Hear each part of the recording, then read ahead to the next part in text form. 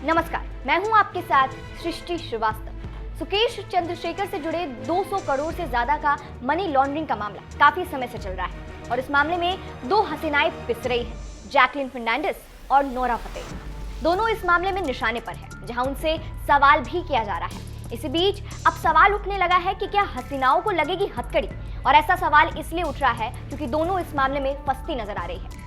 तो आज हम आपको इस पूरे मामले के बारे में बताएंगे और ये भी बताएंगे कि दोनों की पूछताछ में क्या कुछ निकलकर सामने आया है। पुलिस की तरफ से कथित ठग घोषित किए गए सुकेश चंद्रशेखर पर 200 करोड़ रुपए की वसूली का मामला चल रहा है। सुकेश चंद्रशेखर वर्तमान में दिल्ली की एक जेल में बंद है, जिसके खिलाफ 10 से अधिक आपराधिक मामले दर्ज हैं। सुकेश चंद्रशेखर ने बॉलीवुड हसीनाओं से दोस्ती करने को पूरा जाल बिछाया था। कब, कैसे और क्या बनकर बात करनी, फिर मुलाकात कहाँ हुई, ये सब पहले से सेट था। इसी सिलसिले में एक्ट्रेस जैकलीन फर्नांडिस और एक्ट्रेस नोरा फतेही जांच एजेंसी के टारगेट पर है। 14 सितंबर को मामले में जैकलीन फर्नांडिस से दिल्ली पुलिस की आर्थिक अपराध शाखा ने करीब 8.5 घंटे तक पूछताछ की थी। जानकारी के मुताबिक अब दिल्ली पुलिस की आर्थिक आपराधिक शाखा ने गुरुवार को अभिनेत्री नोरा फतेही से भी पूछताछ कर ली है। वहीं ईओडब्ल्यू के स्पेशल सीपी रविंद्र यादव ने इस सिलसिले में एएनआई को बताया था कि अभिनेत्री नोरा फतेही को कल बुलाया जाएगा, क्योंकि पिंकी ईरानी यहाँ पर है। हम कल दोनों से पूछताछ करना चाहते हैं। कुछ चीजें हैं जिन्हें स्पष्ट करने की जरूरत है। नोरा को हमने कल बुलाया है, उसका कारण ये है कि पिंकी ईरानी अभी आई हुई है, तो कुछ कॉन्ट्रडिक्शंस आ रहे हैं इनके स्टेटमेंट्स में, तो दोनों को कन्फ्रंट कराने के लिए और क्या सच है उसको उगलवाने के लिए कल नोरा को बुलाया गया और पिंकी भी साथ में रहेगी। दोनों का इंट्रोगेशन होना है कल। सर, नोरा से पहले भी पूछताछ हो चुकी है, तो क्या किस तरह से उसके बयान में, क्या वो आप सहमत थे उस वक्त जब पूछताछ की गई थी? हाँ, मुझे लगता है कि बहुत सारी चीज़ें तो ठीक ही थी, कुछ एक दो चीज़ बची हुई हैं जिसको हमें क्लैरिफाई करना है, इसलिए दोबारा बुला के और पिंकी के बयान के साथ उसको कोरोबरेट और कन्फ्रंट करना है, इसलिए बुलाया। सर, आज जैकलीन से भी पूछताछ की गई है, तो क्या इन दोनों के बीच में, नोरा और जैकलीन में कोई संबंध? नहीं, उसमें कोई नहीं। बीच में जो कंडुइट है वो तो पिंकी ही है हर एक में, तो इनका आपस में कोई तालमेल नहीं है। पिंकी ने ही सबको इंट्रोड्यूस किया था और पिंकी का ही मेन रोल है।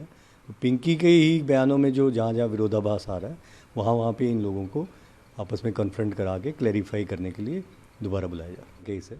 उसके दौरान उसकी पूछताछ हुई है और जो प्रोसीड्स ऑफ क्राइम सुकेश के थे उनको जैकलीन ने किस प्रकार यूज़ किया है, क्या गिफ्ट्स लिए, उन्हीं सभी इश्यूज़ पे पूछताछ हुई। सर, आज पिंकी ईरानी भी को बुलाया था, जो मीडिएटर थी इन दोनों के बीच की, आमने सामने बिठा के पूछताछ की गई। किस तरह से रहा सवाल जवाब का सिलसिला?